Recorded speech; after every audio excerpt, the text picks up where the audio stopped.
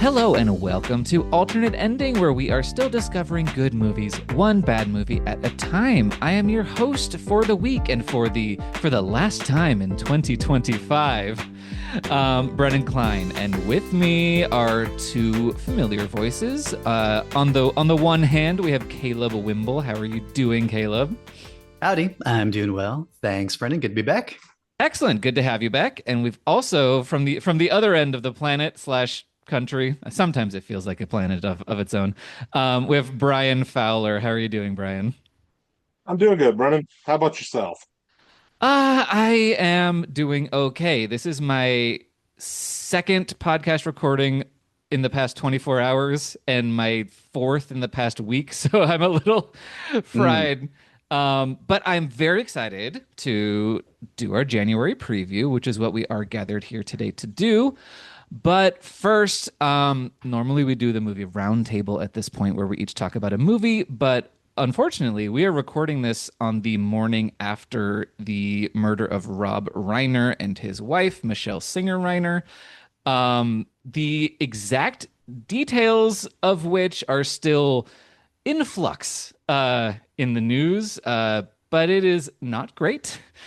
And we just kind of wanted to, instead of talking about whatever the hell we saw most recently, kind of just talk about Rob Reiner's career and some of the standout movies to us from his filmography. Mm. And I was wondering, how about Brian? Do you have one you'd like to throw out first that particularly means something to you? And I find it interesting because just in the year I've been on this podcast, I've had at least relatively extensive conversations about three of his movies. Okay, so Two so of so them, you're just like, I'll just be quiet. I'll just sit here. I've done it. well, I've no, done the no, not work. that. I just find it interesting because it's like I don't think he's released anything. Well, no, he did. He released Spinal Tap Spinal 2. Tap 2, which Yeah, I have yeah. not yet seen, but because we talked about on the preview episode for when that was coming out, we talked about this as Spinal Tap. And on the romantic movies episode I did with Tim and Cameron and Mandy, we talked about The Princess Bride and When Harry Met Sally. Oh yeah. Two And truly seminal films. yes, absolute fantastic masterpiece films. Yeah, and I think As sorry, yes. I was gonna say, as the early part of Rob Reiner's career was basically nothing but fantastic masterpiece level films. Yeah, exactly. And the thing is like, he had fallen into a bit of a lull, not so much of a like, wow, these are bad, but just like things weren't quite connecting in the same way. It wasn't like, wow, this is just a string of masterpieces in the same way of like the 80s through the 90s kind of were for him. Um, but I think it makes sense that, you had so many conversations about Rob Reiner this year because he has made so many movies that really still loom large even this many decades after they came out. Um, and yeah, it's such a bummer. And also, I mean, obviously he's been very important on screen as well. He played was the character named Meathead in All in the Family? Yeah, Meathead, Yes. Well, Mike is the name, but Mm. Archie called him Meathead. of course. Yeah, Um, he had such a big TV career that most of which I'm not familiar with because I didn't really grow up with classic American shows. Did you, Brennan or Brian? Were either of you raised on the Rob Reiner shows? I mean, I've seen All in the Family episodes of it. I haven't like ever watched the whole series or anything. yeah, and And I'm I don't. oh sorry. I was gonna say, other than that, other than like years later when he was on New Girl occasionally, I don't really know Okay. what else he was on. Yeah, no, he has been in a lot of things. I also wasn't raised very much on like the live action television series of Before I Was Born, but I am pretty familiar with All in the Family, both in terms of, I mean, it was a, oh God, I need to double check what I'm saying before I say it, but it was a Norman Lear show, was it not? Yes, yes, it Yes. was. Yeah, so of course it had that kind of very ahead of its time kind of liberal worldview that was obviously um very often presented through the kind of skewed, extremely conservative voice of Archie Bunker, who I personally find very irritating, although I understand why he exists. Um, but So I've seen quite a bit of All in the Family, both in my history of broadcasting class. So sorry to make anyone feel old if they watched All in the Family, but also just in terms of like what it did in terms of queer representation, what it did in terms of Mm, just like pushing the messages that Norman Lear was really good at putting on television. And I think that's something that Rob Reiner continued. He kind of took up the yeah. torch of that. He was someone who very early was at least certainly as far as my sphere that I'm aware of. He was very pro LGBTQ rights before that was really a thing that a lot of major stars were doing. He was very vocally anti Prop 8, Hmm. and I'm very grateful for the work that he did on and off the screen. But sorry, I've been talking a lot. Caleb, how about you? What's your kind of experience with Rob Reiner? So I don't think I was very aware of him as a person for much of my childhood. Like he, was just not one of those directors who I saw a ton of movies of growing up. But The Princess Bride was a really important early formative film. That's maybe the first film I ever remember watching on TV, broadcast in central Thailand, where it was broadcast in a Thai dub, and my parents were able to tune in via shortwave radio to, I think there was an Australian network at the time that would put out the original English soundtracks for movies that were being dubbed into Southeast Asian languages. So Wow. we had the TV on showing Princess Bride, and the radio playing the English audio and music for it while the TV's volume was down. And my dad somehow rigged up the VHS and a cassette player recording, and then later merged them into one VHS tape recording so we would be able to watch The Princess Bride repeatedly. So that was a really fond memory. That was one of those endlessly quoted shows growing up. And then I'd say later in my late teens, I started discovering Stand By Me, When Harry Met Sally, A Few Good Men. I didn't see This Is Spinal Tap and Misery until a few years ago, and I loved both of those movies. I think they both deserve their classic status. Um, and I guess then probably the only one of his that I saw contemporaneous in theaters was The Bucket List, or yeah, I Mm. think that's probably it. And I'll probably be watching on streaming tonight. This is Spinal Tap 2, which I believe is now broadly available that way. I'm sure it was. Yeah, It I believe it's opened. on HBO Max now. Yeah. But that's really interesting. I mean, I think more technology and work went into you watching The Princess Bride than went into like breaking the Watergate scandal. Like you really had to pull the teams together on that one. That's really cool. That's really beautiful. I think The Princess Bride is a very meaningful movie to so many people from Yeah. across generations because that speaks to something he was able to tap into. And he was able to do that in so many different types of movies. He brought up Misery. That's obviously one of my favorites of his as a big horror person. That Kathy Bates performance is just It phenomenal. just, yeah, you don't, I mean, everything works for me pretty consistently in that movie. I know it has a divisive opinion in maybe the alternate ending circles, but I think it's just a top-notch thriller for me, between the direction, between Kathy Bates' all-time great performance in that. And then James Caan too is, I think, really, Mm. really perfectly cast as the writer whose character name I forget. Paul Sheldon, I Paul think. That's Sheldon, that's that's coming out right. of the Yes. That's back of my head. it's Okay. definitely Well Paul. done. Well done. Thank you.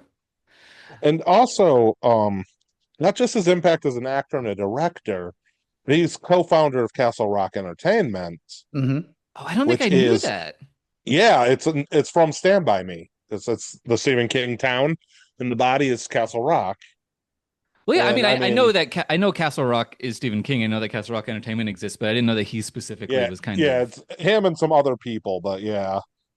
Um, and without that, you don't get Richard Linklater's Before trilogy. Oh Mm. yeah. You Wow. don't get Dolores Claiborne. Speaking of fantastic Stephen King Oh yeah, adaptation yeah. starring Kathy Bates. There's the list of Castle Rock movies is too long to go through, but Now, was And that, Reiner that's a also a producer on some of those? I don't know which ones he does and doesn't have producing credits on off the top of my head without looking it up. But just Castle Rock, is was a pretty major Yeah. player there, and like good movies that were still populist, I guess.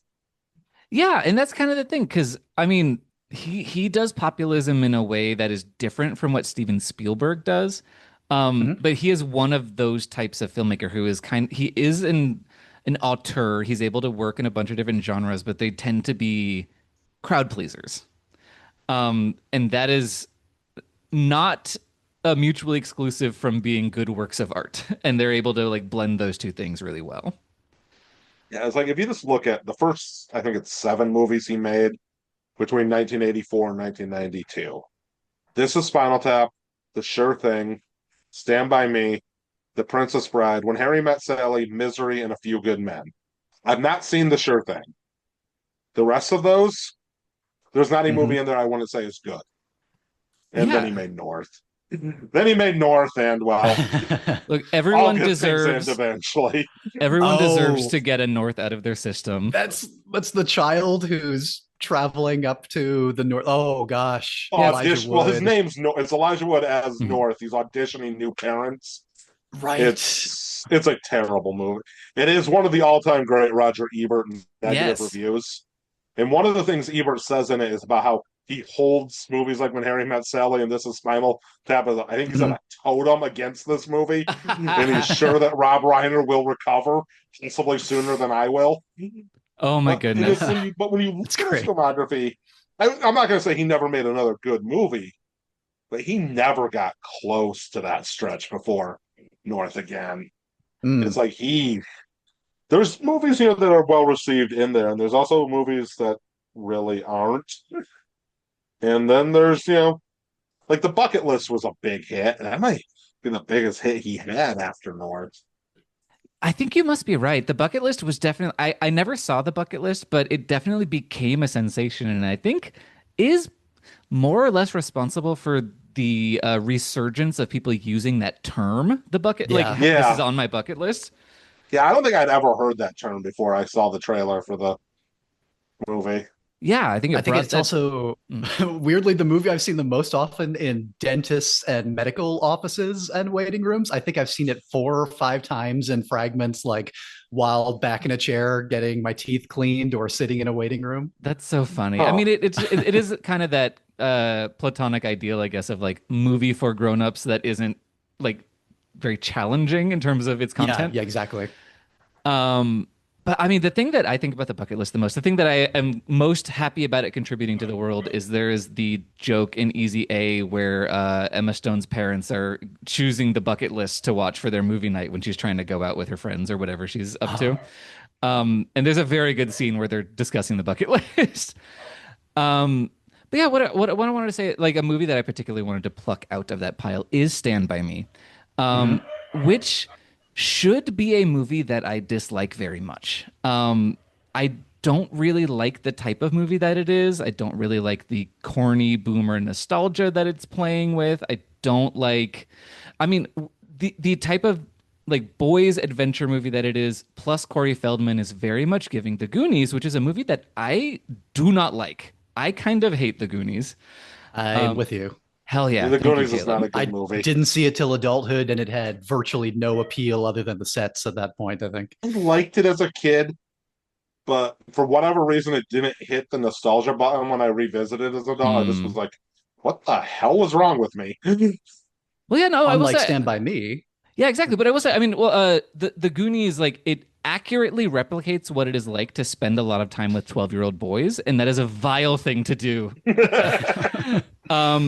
But yeah, Stand By Me, when I revisited it as an adult, within the past year and a half, I would say, I was kind of nervous about it. I was like, I just don't think this is going to be for me. It was my boyfriend Ben who wants to watch it.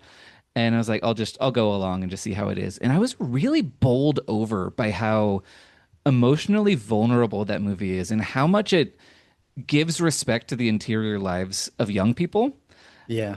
And also the way that it differentiates the characters. It's in the dialogue, but it's also in the visuals. You get a lot of opportunities to see those four boys as they are traveling react to stimuli in completely different ways, and it's all visual and it's all establishing character and establishing mood and just every piece of that movie I think works together spectacularly, and a lot of that has to do with uh, the director. Wow, I've said his name so many times it fell out of my brain. Rob Reiner.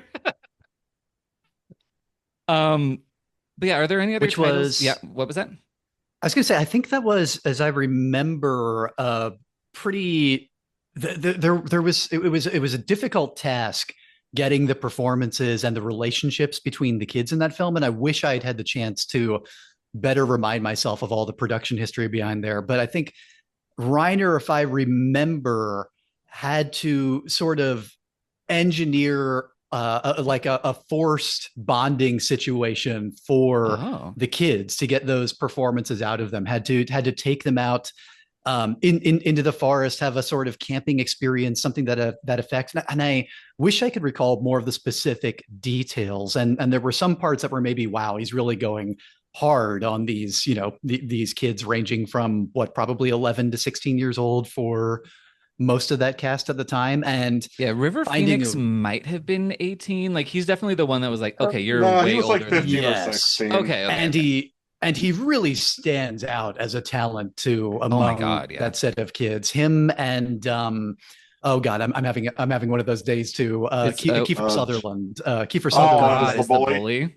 Yes, I think you can immediately see that Sutherland and River Phoenix are going big places, and of course the others wind up doing so as well. But they were, kid acting is a hard and difficult thing, and Reiner apparently found means, sometimes maybe going a little harder on them than you would want today, certainly, but found a way to create like those bonds amidst them as actors and not just as their characters, finding a way to build those relationships in person so that they would come through on screen, which is often a part of acting with children. I think you have to make it more deliberately real in a way than you can rely on for experienced actors to produce.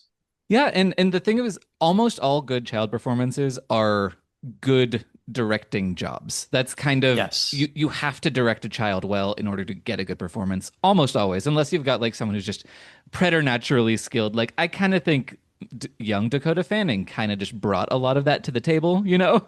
Mm-hmm. Yeah. But most child performers, even the really good ones, need to be guided, and that's, what's I going on. suspect Danielle Harris was a very good child actor who didn't need much directing because I've seen the rest of Halloween 5 as well. Yeah, But exactly. There yeah, there are those your who point who taken though. Mhm. And River Phoenix, of course, was so, so good. And it's a tragedy, it's been over 30 years since he died, but Yeah. just a horrific loss of talent and life.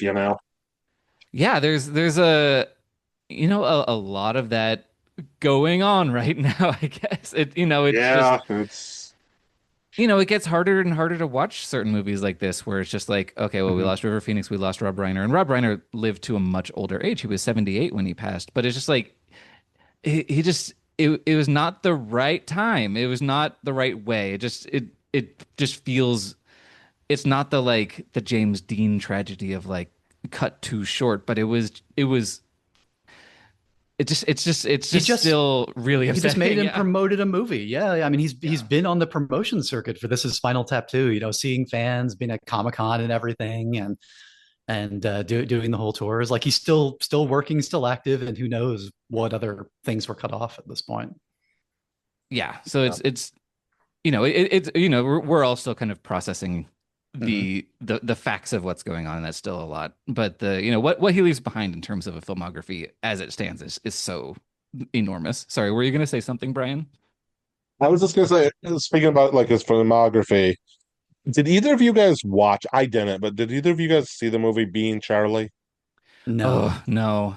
I, Because I I have a I've learned a feeling lot that's going about to, it today. yeah, that's going to. I feel like that's a movie that's not going to be one people want to watch going Mm. forward. I was just curious if anyone here had seen it. I was kind of curious. I feel like it might surge on VOD this week in the same way that Contagion did in like February Yeah. 2020. Remember that was like number one on Vudu for like a month. Mm. It's like, Yeah. oh Maybe only boy. mitigated by how many Reiner movies people are going to be streaming this week, and Oh yeah, that exactly. not being, Yeah, it'll yeah. be like number 11 behind everything else. Which, to your point, Brian, on the Stephen King connections, I was remembering, and then also saw a headline about Stephen King's words on his passing, that I think Stephen King himself had said at the time that Stand By Me came out, he thought it was by far the best adaptation that anybody had done of his work. And he later said of Misery that he thought it was better than the book and fixed some problems as a writer that he had with it and brought some humor to it in different places that he had failed to see where that could come out. Some of that being Reiner's direction, some of the two central performances there. But yeah, the role that he played in the massive Stephen King filmography, the role that he played in romantic comedy with Harry Met Sally kicking things off, and really that partnership with Nora Ephron and the huge role that she would play in the genre throughout the 90s. All these different things that he had a part in. Yeah, it's really remarkable. And like you said, Brendan, somebody who could just work across genres for that decade streak there, really finding a way to touch so many different things. It's like So, I was just go gonna ahead. say, like it's almost hard to explain how much of a tectonic shift in an entire genre When Harry Met Sally was. Like every rom-com for the next 15 years was basically a When Harry Met Sally knockoff. Hmm. Mhm. Like it completely dominated that genre to a point that you couldn't escape. Every movie was basically two people in New York who Uh, just run into each other. Hmm. or And or very Seattle. frequently, yeah, very frequently, Oh, one of yeah. them is Meg Ryan also. Yeah. Very, And very frequently. and Rob Reiner might show up himself again in a bunch of those, including Sleepless in Seattle. He's You in know, the cast of, and quite a few 90s rom-coms I haven't seen, including like For Better or Worse, Bye Bye Love, The First Wives Club, I think might be one. Is The Story of Us, is that more of a dramedy, romantic I dramedy? believe it is a story about a married couple's like entire marriage. I have not seen it. Mm. It's well regarded, but was not successful. Mm. But yeah, no, you're totally right. I'm glad this was the last thing I was going to bring up. I was like, we really shouldn't have like I'm glad we're not giving short shrift to When Harry Met Sally because that is another just phenomenal movie and it is so seminal and important. Like there are so few movies that you can point to in a genre that are a turning point like that. Um, I mean, obviously for me, I usually look at horror, but a movie like Psycho, a movie like Halloween, like movies that really fund, like there is a difference between what happens before this movie comes out and what happens Mhm. after. Um, and it is just such a big thing. Oh, outside of those big memorable scenes, like the "I'll have what she's having" and those stuff, that stuff's really good. But just in terms of what it gave to us on a broader scale is so fascinating too. Another thing that he gave to us in a big way, also through Castle Rock and A Few Good Men, I think was Aaron Sorkin culturally. Like Sorkin really blew up. Like obviously he was big on stage already, right? But in film Yeah. and on TV, I think largely as a result of his collaborations with Reiner and then with Castle Rock Productions afterwards. Like that was an entire era of contract where Sorkin was working for I think 8 years or something for Wow. Castle Rock and writing for them repeatedly. He had his screenplays which was the film that later got reworked into The West Wing. Wasn't it The American Um, President? the American Pre- that Which, sounds right, yeah. Which yeah, which was is a Rob Reiner film. yeah. So there you go. Like another huge cultural partnership that Mm. produced throughout the '90s and the 2000s. Whatever you think of Aaron Sorkin and where his career has gone in the past few decades, no denying that huge influence and voice in Hollywood, coming out of in big part that Reiner partnership for so many years. Yeah, that's a really good point. And I think that wow, sorry, the name we just what the fuck is the guy's name that you just said? Aaron Sorkin. Yes, I got it. I got it. My it's been a It's one of time those over days. here. Yep. Yeah. I think Aaron Sorkin has picked up the mantle of Rob Reiner in kind of having a decade of like, what are you doing? Is this is what you're Yeah. doing? Um, but yeah, not to be mean. I respect Rob Reiner. In fact I think because The American President came out the year after North, and I think that is a pretty solid movie. Like he was throwing those Mm-hmm. out. They just weren't, hitting the same level of grand slam every time. Right, yeah. It just the consistency never returned. Yeah, but he Which how many also, people yeah. could ask for 10 years like that, you know? I Yeah. think in or out of the industry, that's something to be really proud of. And of course, had a whole bunch of Oscar nominations and then wins for Kathy Bates. Surprisingly, did Reiner never win one himself No, only or one best nomination for I think A Few for? Good Men. So he never had that was his only best director or best film nomination for that one. That's yeah, wow. It So is as a producer for Best Picture for A Few Good Men. He was never nominated for directing or writing, which is a shame. And I do not think Spinal Tap 2 is going to get him the posthumous one. Um, but yeah, I think we can transition out of Mhm. this and into something that is much more positive and uplifting, which is the cinema of January 2026. But are there any like final thoughts you wanted to throw out before we move on? Uh, this is the quick question of if you had to pick, what is your favorite Rob Reiner movie? Mm. I do think I have to say Stand By Me, and that's maybe because I'm shocked at how much I like it, but I think it has to be that one. I've Caleb? still I've still got to go with The Princess Bride. It's got that childhood nostalgia, but every time I go back and watch it, I just fall back in love with it again. I just think it's a delightful alchemy, start to finish. Every part of that film working so well in tandem on a shoestring budget. That becoming even part of the charm of the film is not a thing you can say for many movies, and I think Reiner has to get some of the credit for that among everything else in there. Just funny, heartwarming, exciting adventure, the complete package in, like we said, a decade of some real incredible classics. Yeah. I wish now my answer was When Harry Met Sally, just so we all had different ones. But it's The Princess Bride. The Princess Bride's one of my favorite movies, period. Hmm. It's like a warm, comfy blanket. Yeah. It I, has been since I was probably 8. yeah, I don't think anyone can begrudge you of holding that opinion. Yeah. But I Uh, mean, I mhm. do love When Harry Met Sally. I think it might actually on technical merits be a better movie, That might be true, but but it's also so hard to it's compare that kind of epic right. fantasy with a much more small scale human drama because especially in terms of like production design, if you're like, wow, I believe that they are in a diner. Like it's a Yeah, different that looks Yeah. type of like New thing. York City that they filmed in New York Yeah. City. That does not look like a rock and a cliff they are fighting on. It looks an awful lot like a soundstage with a dusty mat on it. Yeah, exactly. Um, but yes, we are here today to talk about what's coming out in January.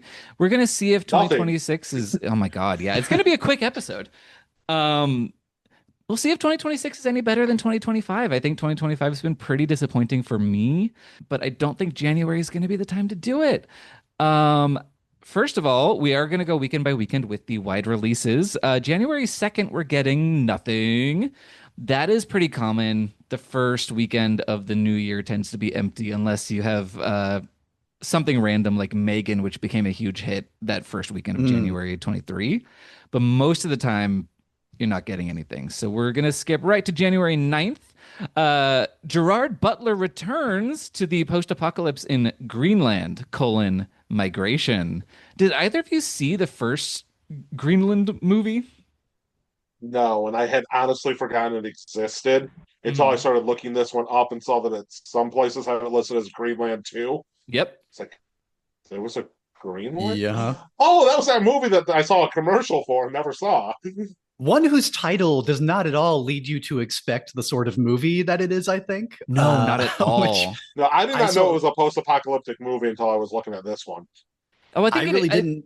Oh, Sorry. sorry, go ahead, Brent. Well, I guess it's like it's Greenland is like a disaster movie. It's like a Oh, is it 2012 okay? Oh like, yeah. and so this one is But Directly after it. Okay. yeah.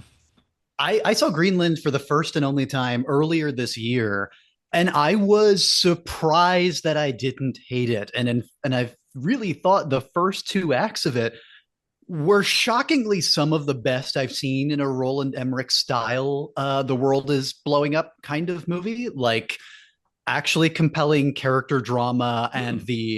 the real horror of the moment that people start getting the emergency broadcast and some people who are deemed by the arbitrage system to be the most important to get to these bunkers or the most vital for restarting humanity.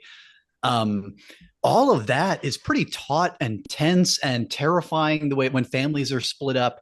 And then there's a point about an hour and a half, maybe hour 45 minutes in, where giant blurry CG effects start hurling with abandon and planes are falling and we're running away from volcanoes and earthquakes, and it doesn't quite become as silly as 2012 or some of the other Roland Emmerich outings, Moonfall or something like that, but it does lose the core human appeal of it, which I did think was strong, and I thought the cast was good in enough to make me say, okay, maybe the second can deliver some of that again as they're coming out of the bunker into the world. I don't think it's the first was not a great movie by any means. I just like was surprised to have had a pretty good time with it, and I will be open to having a decent time with the second. That's great. I have heard pretty reasonably good things about Greenland. It's one of those movies that came out in 2020 and it got swallowed by the pandemic. So that's kind of why it has no footprint.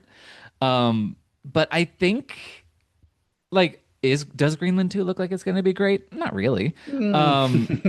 But it kind of like maybe doesn't necessarily deserve the feeling that it inherently stirs up of like that got a sequel or that existed in the first place. Like it's just like maybe Greenland would have had been able to connect better, or at least on a kind of dumb action movie scale. If it Did it hadn't do been really for, well on streaming? Is that why it's getting I a think it, sequel? I think it did, and I think it got pretty good reviews. But that's not why they make sequels. Let's move on to the other big release of January 9th. We are looking at the creature feature horror movie Primate. It is a it's got a lot of ingredients in the pot. Like it's a group of college friends who are gathering at this home in Hawaii because one of their moms died, and they have a pet chimp, and the chimp goes bad. Maybe it is rabid or something like this. There's a sense that maybe it got bitten by something. So, something Yeah. has triggered its aggression, and it's gonna kill these kids, basically. But it's not foaming at the mouth or anything and not behaving rabid. So I think it's going to be something else and maybe a little bit sci-fi Oh, or I don't know. supernatural the way, because it's still like, it's not just in a blind frothing rage attacking them all. It's like doing calculating things and Hmm. operating the operating the keys to open a van in the trailer that one of the protagonists is hiding in. Yeah, I maybe also, it's is it's it been experimented on or something. maybe also, is it played by a person in a costume initially, or because it looked like very practical? It didn't look like a CG effect to me in the beginning of the trailer. Wait, what makes you think they didn't get a chimp? Like I felt like they probably had a chimp and then CGI for the harder bits. Maybe something about its head looked like less like a real chimp than like a mask put on top of it. But I could be wrong. Hmm. Like primates have a way of looking like a human in a costume a lot of times in real life too. Yeah. But It could be, this I mean, it could be a combination of all three also. Yeah, it could. Did this rub anybody else really the wrong way? Like by the end of this trailer, I had like a middle finger going up to it. I don't want to Oh. see like a beloved family animal, even if it's obviously an animal nobody should be keeping as part of your family. It's Mm. illegal in every part of the U.S. anyway. But I still like I don't want to see a beloved family pet or surrogate family member turning and then doing like slasher shenanigans on everybody, Hmm. especially since it seemed pretty wholesome at the beginning. There was no indication they were abusing or So Yeah, not this a fan is of Cujo, huh? exploiting.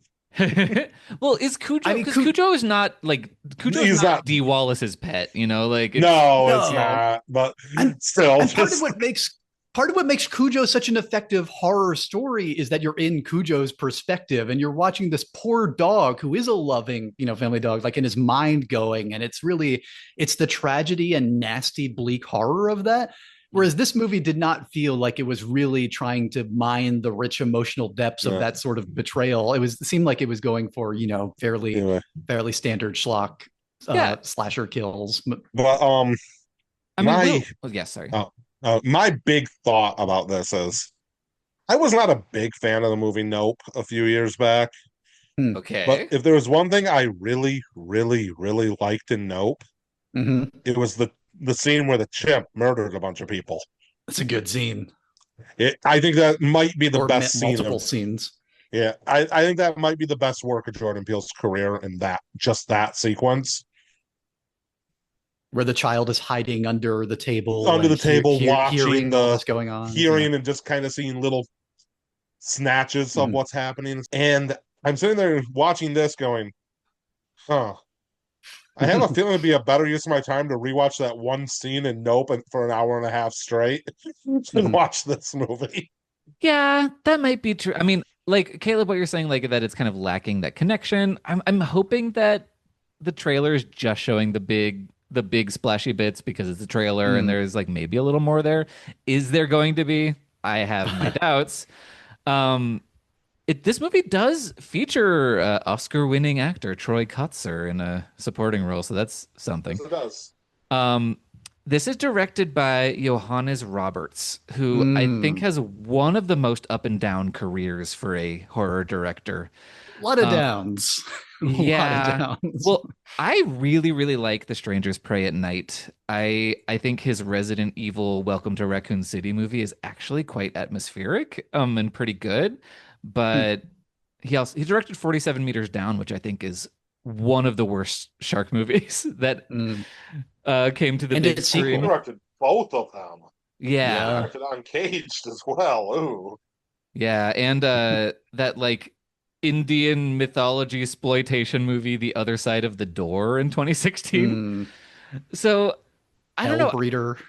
Yeah, I feel like he is a pretty good crafter of images, but in terms of guiding a horror story to the screen, his his resume is spotty. So I'm not that excited, but I'll probably see Primate. This is probably the movie Yeah. that weekend that I will check out at some point.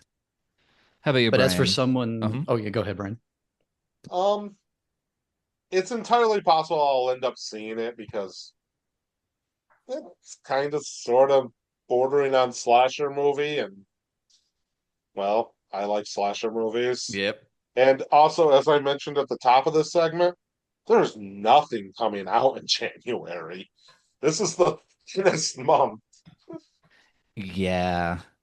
And Sorry, I were don't you? mean that in Mhm. I was just saying, and I don't mean that in a wow, the movies look bad this month. I mean, as in, there's literally no movies. Yeah, this is a quantity versus quality thing for sure. I mean, quality's not great. It's not necessarily the worst we have seen for January horror, certainly. No, God, no.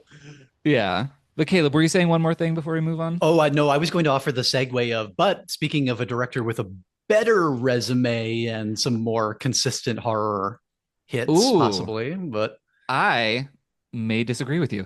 But yes, the next weekend is January 16th. We've got 28 years later, The Bone Temple, following directly from this year's 28 years later.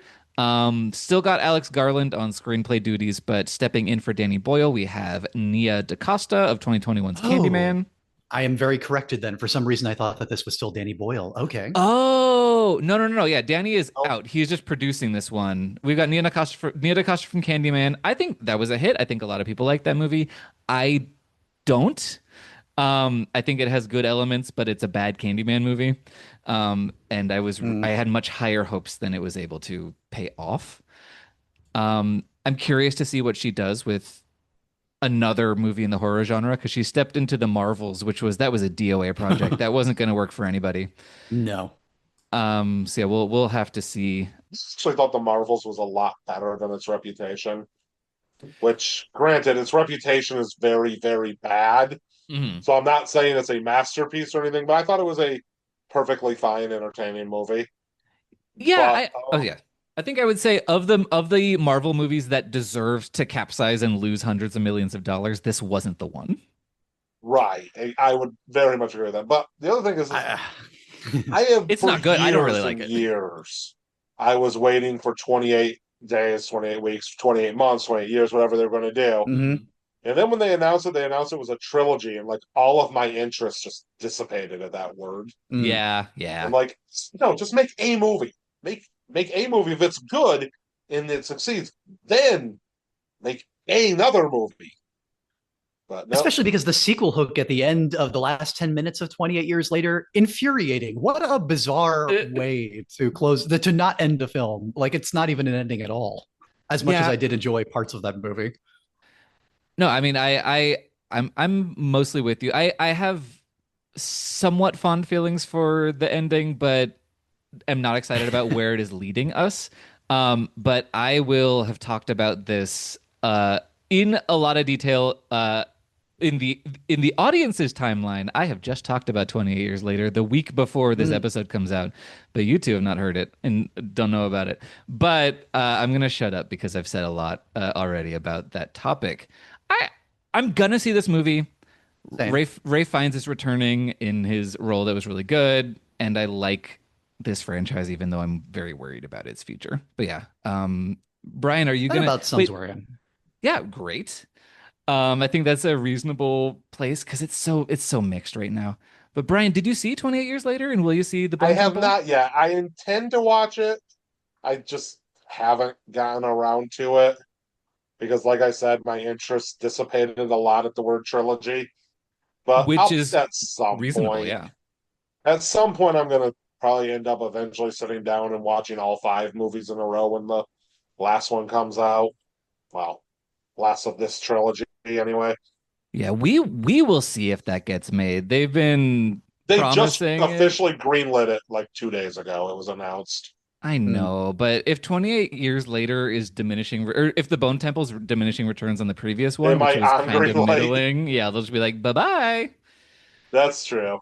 And if this ends with a sequel hook and no conclusion, It won't be alone, but it would probably be a bummer. yes. I've been there before and I don't really want to go back. Yeah. But let's keep pushing forward to January 23rd. So this is a an interesting weekend. We've got Return to Silent Hill, which we're bringing back director Christoph Gans, who made the original Silent Hill movie, which is very, I mean, that's interesting in, I guess. I've never watched this franchise. I'm not familiar with the game, so I'm not going to see it. But are either of you familiar with what Silent Hill, what they're up to? I really would the moment I saw this trailer, I'm like, you know what? I think I will just replay Silent Hill 2 sometime, or I haven't played the Silent Hill 2 remake, which came out within the last year or so and got a very strong reception.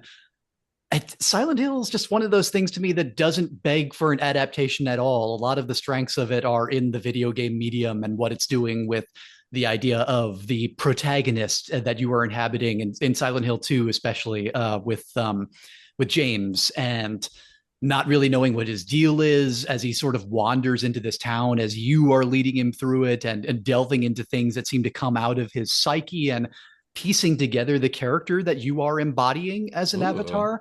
That's all fundamental to why the horror works in Silent Hill 2. And I think the moment you make a movie of it, it just feels more like you're pulling pastiche pieces from other things, or you're trying to evoke the psychological horror of the game in ways that don't apply because you are not a participant in the events of a movie. And I just frankly don't think we need more movies of this. How about you, Brian? Um, I haven't seen the original. I haven't ever really played the games. I had a friend in college who played one of them that I watched some of. That's the extent of my experience. But just looking up Christoph Gans, so Mm-hmm. he made Silent Hill in 2006. He has directed one movie in the 20 years in between, which is a 2014 adaptation of Beauty and the Beast that I'm not familiar with. Oh, And that's that's random. that's it. He has directed nothing in 12 years and one movie in the 20 years in between. He did direct Brotherhood of the Wolf, which was at least Oh, that has relatively a well cult following. received. I have Yeah. not seen it, but I know there are people who really like that movie, but I just find it fascinating. Like, I don't know what he's been doing for the last 12 years, but Yeah, I don't he's know. returning to Is he a Silent Hill music now. video guy? He seems like a music video He director, might even though I very don't know well that's be, true. but if it is, it's not listed on his IMDb. Hmm, Yeah, and interesting.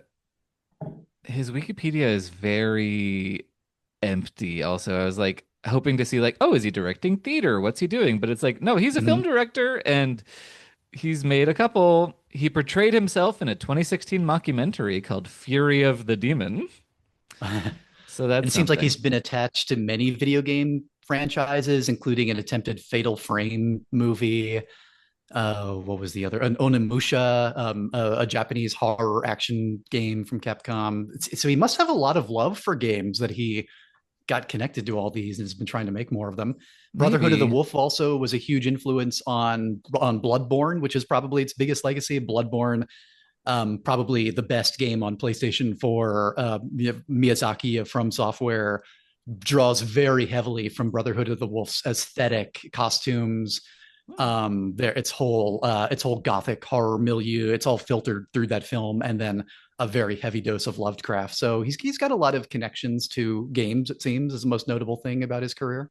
Yeah, no, that is interesting. I didn't know about that kind of back and forth there. This movie in particular does feel like this is the movie he could get made, maybe more than the movie he wanted Yeah. to make. It looks reasonably atmospheric in the trailer. I'm not going to start with this one if I watch a Silent Hill movie. Mhm. And I don't have intentions of really diving deep into that just at the moment. But that weekend we also have this movie does not feel real to me. I saw a poster for it at the Mm. movie theater the other day, and I was like, "What on earth is going on here?" But yeah, it is. I It's a think new. it's Mhm. AI generated in part because that sure would be on theme. Oh my God, maybe. But yeah, it's called Mercy. It's a new movie from Timur Bekmambetov.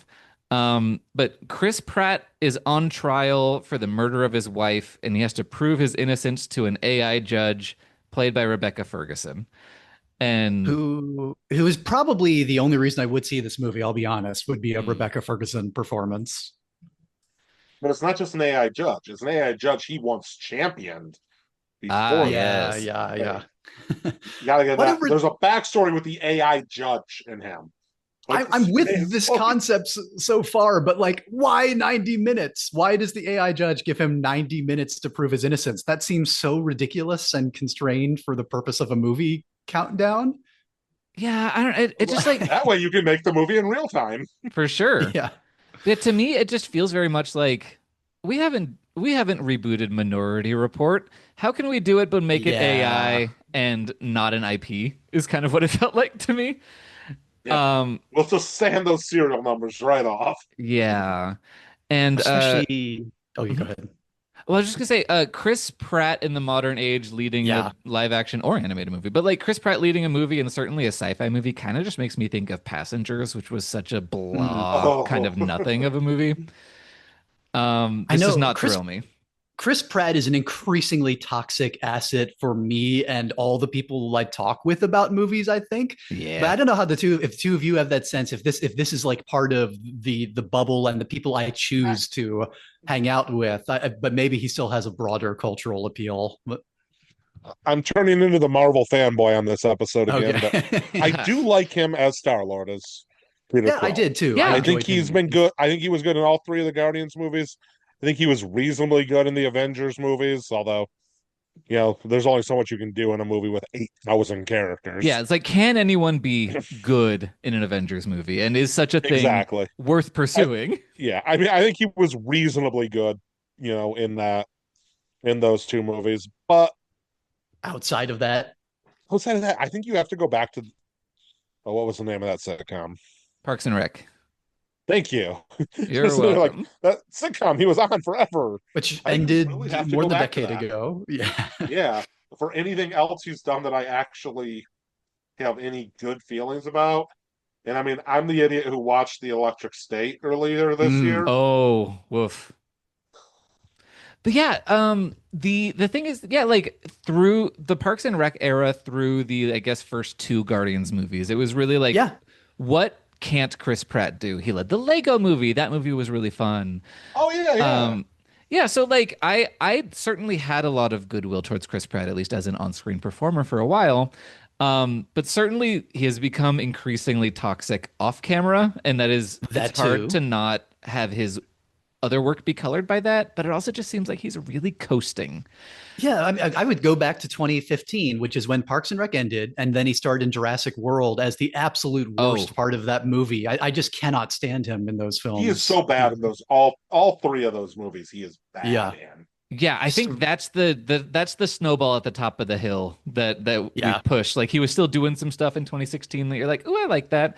But he by the time he's making The Tomorrow War Oh, and The Terminal List and Not Trying as Mario in the Garfield. animated movie. Yeah, exactly. Like he's built up a lot of bad will every possible way in the last couple of years, and I'm not going to Mhm. watch Mercy. I have no Yeah. interest.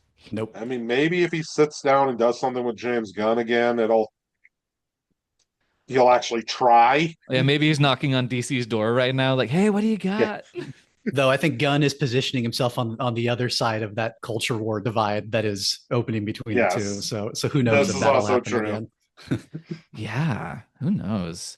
But yeah, As so long as James gets Mercy, Big Dave Batista back, I'm good. Yeah. right, that I'm sure can happen.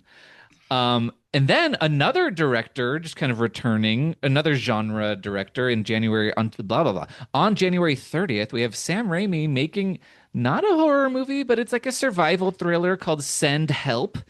Rachel McAdams plays a woman who works for this really annoying, kind of young, hip douche guy boss played by Dylan O'Brien.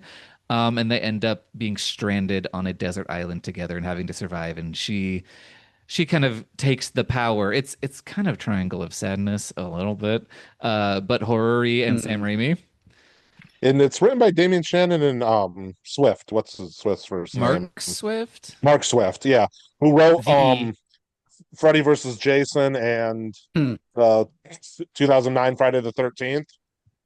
So uh, that's a very interesting. I have no idea what the two of them have done post 2009. yeah. I don't know if that This gets me in the door, but Sam Raimi does still. Still, he still does. Oh, of course, Sam and this Raimi is gets you Sam in the door. Raimi's That's first original screenplay since 2009, Drag Me to Hell, right? He has only done Oz the Great and Powerful and Woof. Disney movies since then. Like yeah, I Mark, did not know. yeah. I, Doctor Strange and the Multiverse of Madness. I think are and the only two movies he's done post Drag Me oh to right, Hell. he was also creative consultant on Spider-Man No Way Home.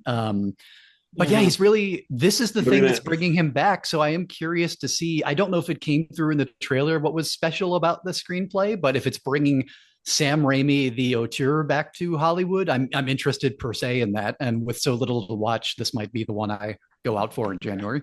There are few enough bad Sam Raimi movies that I'm excited for any new Sam Raimi movie Yes, I because his completely batting agree. average is very high. Yeah, his batting average is high. I'm very excited for Sam Mhm. Raimi still. And Dylan O'Brien completely blew the roof off for me in Twin List this year.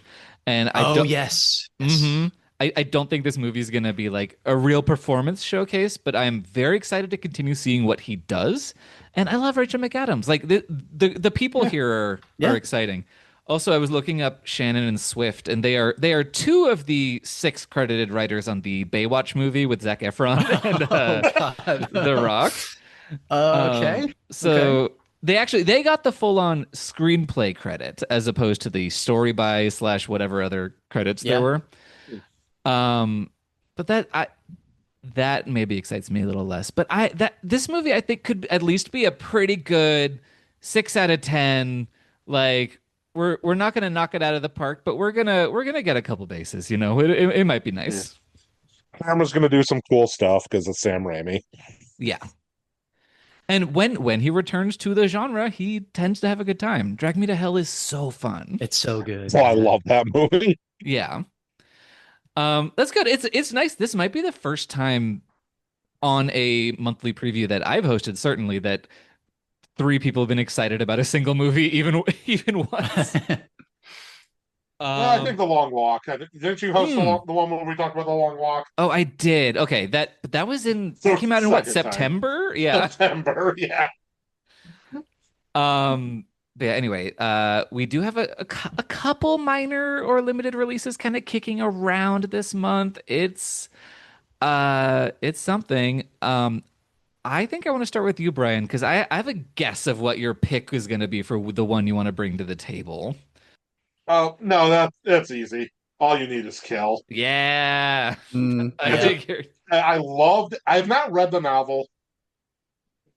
It's originally a Japanese novel, but I assume it's been translated to English. I assume But I've so. never read it. But The manga certainly has.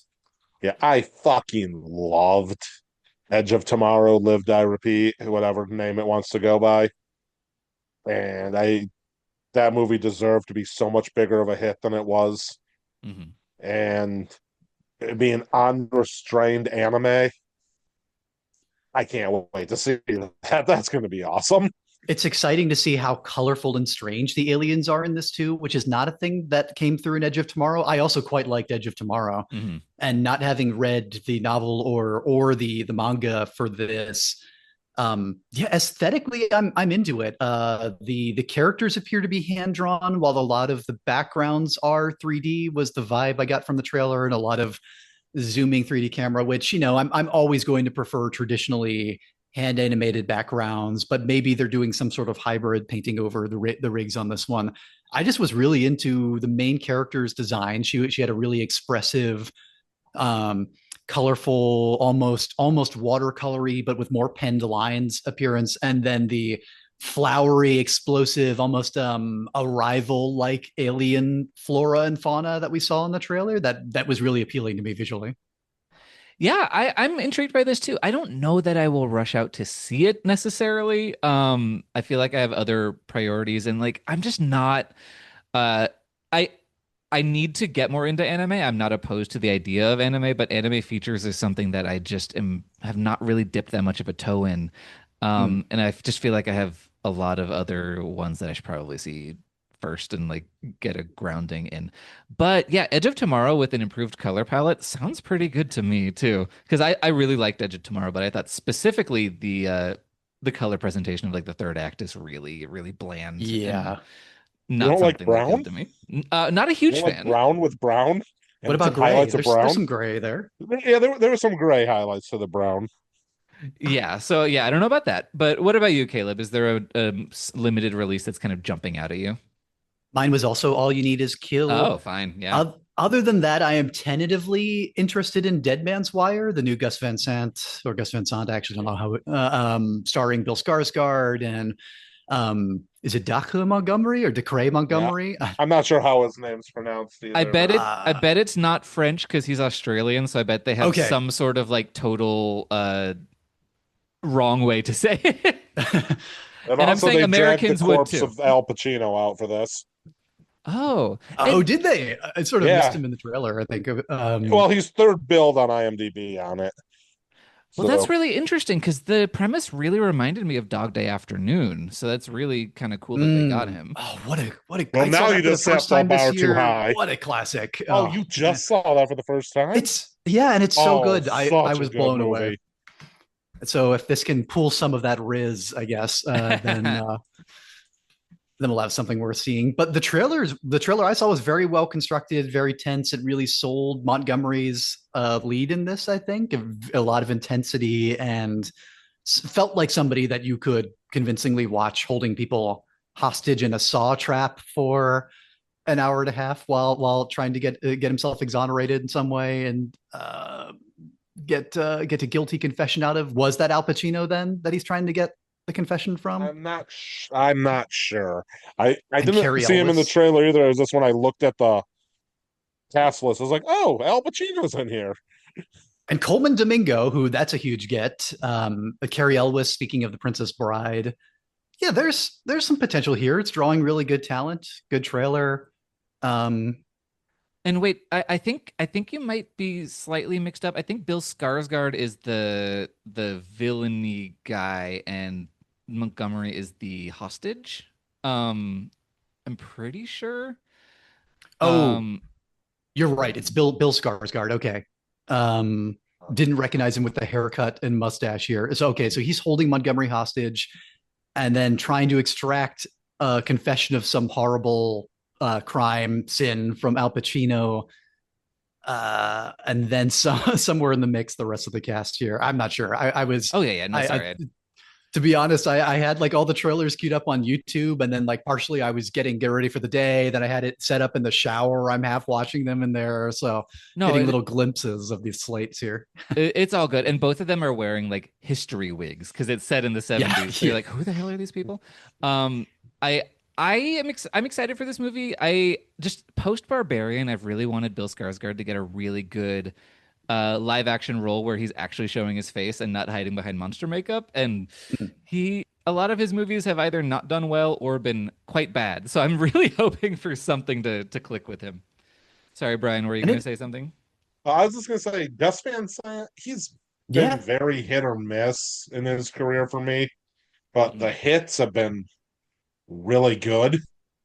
So, yeah. and also as a segue, Ooh, one of my okay. favorite movies he directed starred Matt Damon and Ben Affleck, and they have a new movie out together on Netflix this month. Oh, Great they sure segue. And I do. want to be excited for it, except it's directed by the director of Smoking Aces.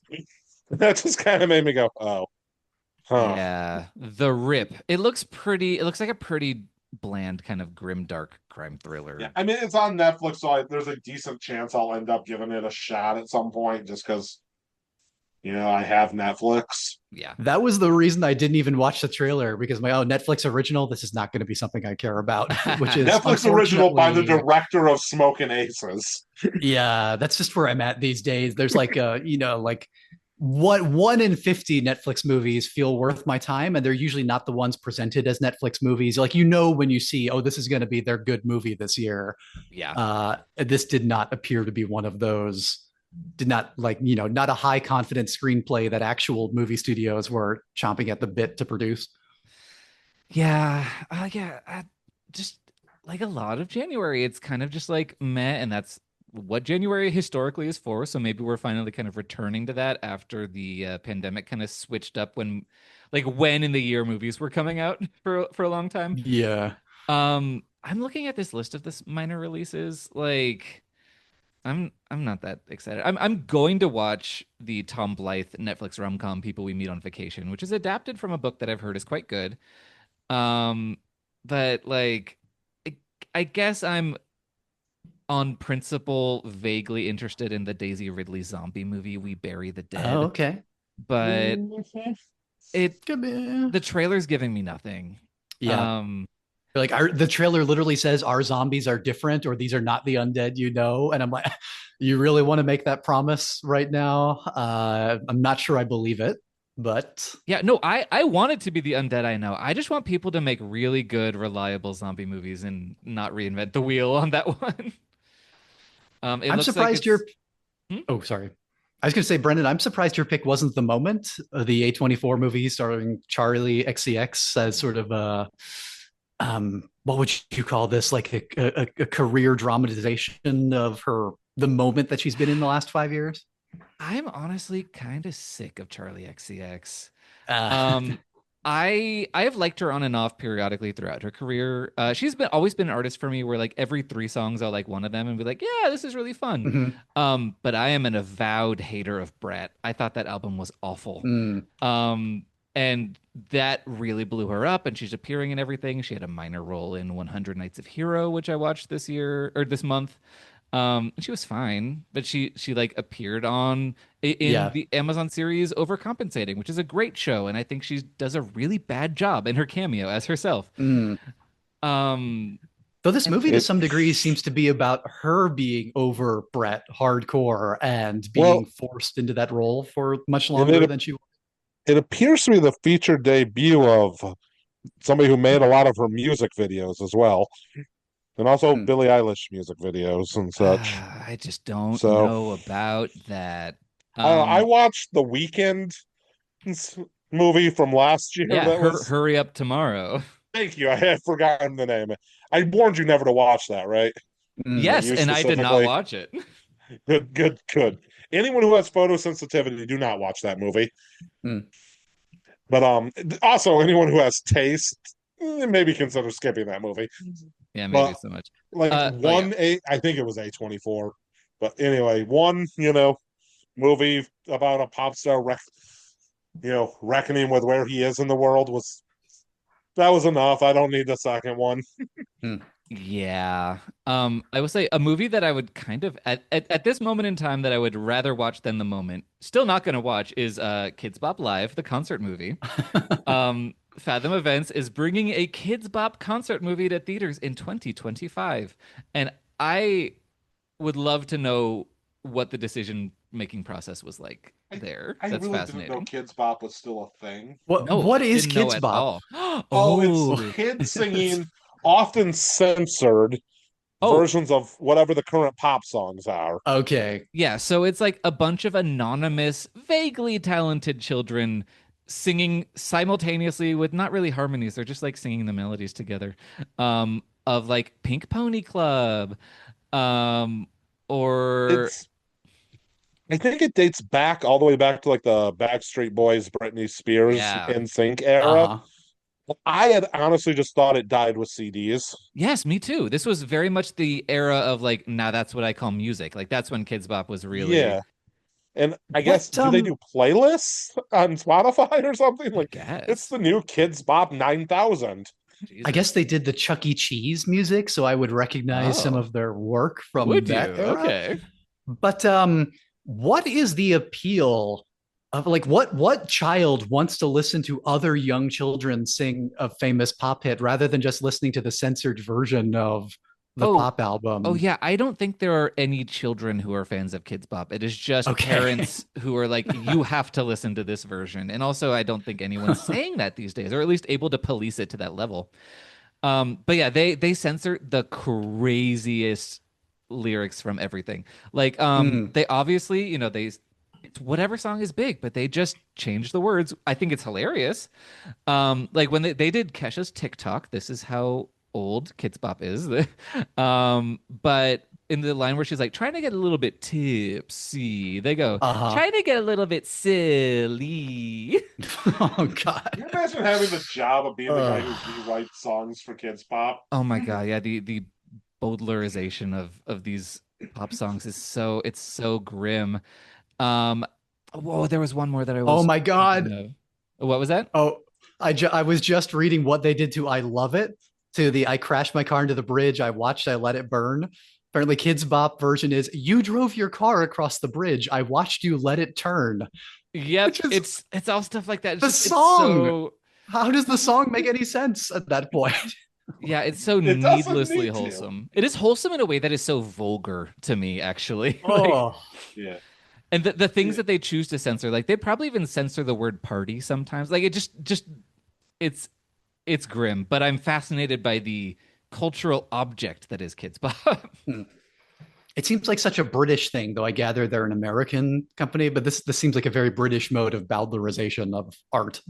Yeah, well, I mean, Britain in the 80s, like Britain has kind of they say the F word on television in Britain. Gasp. They've really changed their ways in a Huh. way that Puritan America kind of still hasn't.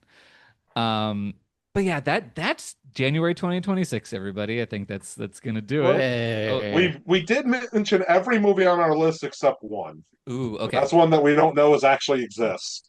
Oh yeah, I that's why I left it off. I was like, I have no idea. Yeah. It allegedly it's a spinoff of Megan. I Oh, mean, right. yeah, it's the Soulmate. soulmate with an eight instead of an A, which is Why awful. do they still put the TE after the eight? You don't need it if you've put the eight there. It No, should yeah, be you so don't. Yeah, look, now you it's just put more thought into the title than they did. Soulmata. Soulmata, the Megan spinoff, but oh So well. me too. Yeah. I But mean, yeah, it's yes. somehow a worse title than S7N. Um, but yeah, this movie, it Classic. has a full cast list. It has a full crew list. It's allegedly debuting on January 9th. Doesn't have a trailer. I don't believe in this movie. Yeah, I don't even think there's been a teaser trailer or Oh anything. yeah. No behind the scenes photos. Yeah, this looks fake. Yeah, but it's persistently just there on the schedule in various places that I tend to trust. And I'm just like, no, you gotta update this. This is in Also, I'm 3 weeks from now. fascinated by one thing here. Mhm. Apparently, Phil Lord is a credited writer on this without Christopher Miller. And Hmm. I don't know if I've ever seen their names separated before. Huh. Oh, I see. Christopher Miller has a story by credit also. Oh, does he? Oh. Yeah. Okay. He's It just wasn't on the main page there, at least. got it. Yeah. Well, on Wikipedia, at least, they are both listed among five people. Oh, wow. Yeah, I just opened the IMDb and there's one, two, three. So there's two people with Hmm. screenplay credits, and Yeah. one, two, three, four, five more with story by credits. So obviously a very well focused passion project for somebody. Oh, absolutely. But yeah, I don't believe the movie's maybe ever coming out. Certainly in the wake of Megan 2.0 being kind of an enormous flop. Or at least they will release it. They'll change the title and really try to divorce it from the Megan brand because I'm sure it had no Hmm. connections actually. Um, but yeah, So it sounds that's like we will be spending our January as observing, as is tradition, the watching of screeners from November, December, rather than any actual January releases. oh yeah. The Oscar noms are gonna come out and I'm gonna go. I honestly, all of the big Golden Globe noms this year, I haven't seen any of those movies that were nominated for drama or musical slash comedy. Do I want to catch up on many of them? No, but I that's my January. I'm going to be doing some of it. I'm probably going to watch Hamnet. I still need to watch Sinners, so that's kind of I'll do that Oh I'm rather yeah, than surprised you watch. haven't seen Sinners yet. yeah. I had tickets to see it. Circumstances prevented me from going, and then trying to sit down to watch a 2.5 hour movie at home is just such It's a it's it is it's funny how much longer it sounds at home. yes, exactly. I'm going to watch it before the Oscars happen. I haven't gotten Hmm. to that one yet. I can't recommend. I think it's going to get technically its wide release on Christmas or thereabouts. Did you talk about No Other Choice last month on the anticipated releases I I think for December? don't so. Okay, I because I don't was going to say remember honestly. I have seen that one, and I can say it's well worth people getting out to theaters for Park Chan Wook's latest effort. If you like any of his prior movies, if you like The Handmaid, or oh gosh, what was the name of his last one? Um, Oh. uh, this is gonna drive me crazy. Who gets to Google first? Yeah. He finished his The Handmaiden, sorry, and then most recently he did Decision to oh, he leave. did Uprising, which I didn't see, but Decision to Leave was really really good. I know that has a lot of devoted fans in the alternate ending community. So yeah, I think most people listening to this are predisposed to enjoying his movies, and this is a very good one. No Other Choice, and will probably be in theaters throughout January, where most people will be catching it if they're not going out Christmas Day for it. Mhm. Yeah, I mean, yeah, gather up the family and go see No Other Choice on Christmas Day. But yeah, no, It is It that's is a a we family talked movie. we talked on the December preview about it just being a weird Christmas oh yeah, it's a very strange Christmas. for But yeah, movies. we should wrap up. But thank you so much to both of you for coming along on this journey. Where can people find you online or point them to wherever you want them to look? Let's start with you, Caleb. People can find the games I am working on at sojournrpg.com. I'm actually very excited about two upcoming projects this year that I am currently running playtests for. If you would like to play some of them with me, show up at Strategicon or a Gen Con or possibly at PAX Unplugged this coming year, or hit me up on Blue Sky at Caleb Wimble, or you can find me on the Alternate Ending Discord if you would like to get involved in some of these games, playing out some test campaigns. I would love to play some role playing games with you and show you the stuff that I'm working on, and you could get yourself in the credits of these as helpful beta testers, essentially. Ooh, yeah, I that sounds incredible. You should do that if you're in the area. Brian, what about you? Um, Nothing particular to plug. I do want to just quickly point out this marks 1 year to the episode since I made my alternate ending debut on last year's January preview. Oh, happy anniversary. Hey, And you can find me on almost all social media platforms at Farwell 3D, particularly Letterboxd if film is what you're interested in. Other places I mostly talk about politics or college football. Yeah, and you can find me on Letterboxd as well. I think I'm just under my name, and there should be a link in the show notes, or at least I put them in the show notes for Bride of Alternate Ending, which is the horror show I do on this feed. You can also find me on Instagram, Twitter, Threads, whatever, at It's Raining Brens. Um, I am powering through on my personal blog. I have been working more on my project to watch every 1980s slasher movie. I have started Mm. 1986.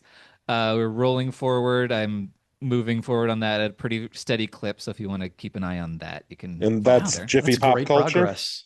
Yeah, my website is jiffypopculture.blogspot.com. But anything that I write, you can find. I'll post it on Instagram. I'll post it on all of the text-based ones that Twitter, Blue Sky, whatever. So you can follow that there. It's been a lot of fun. 1985 sucked for slashers, but 86 is very promising so far. But yeah, that should do it. You can find more episodes of this show and others at alternateending.com. Next week, I believe you will be getting a Your Movie Rocks with Mandy Albert. Let's keep an eye out for that. I don't know what title is going to be covered, but I cannot wait. I am always excited for whatever the latest drop is from Mandy. And join our Patreon. You can vote in polls, get extra things, request reviews from Tim. I think there might be one of those still open. And that's it. I've been talking a lot in a row. We're ending the episode. Bye.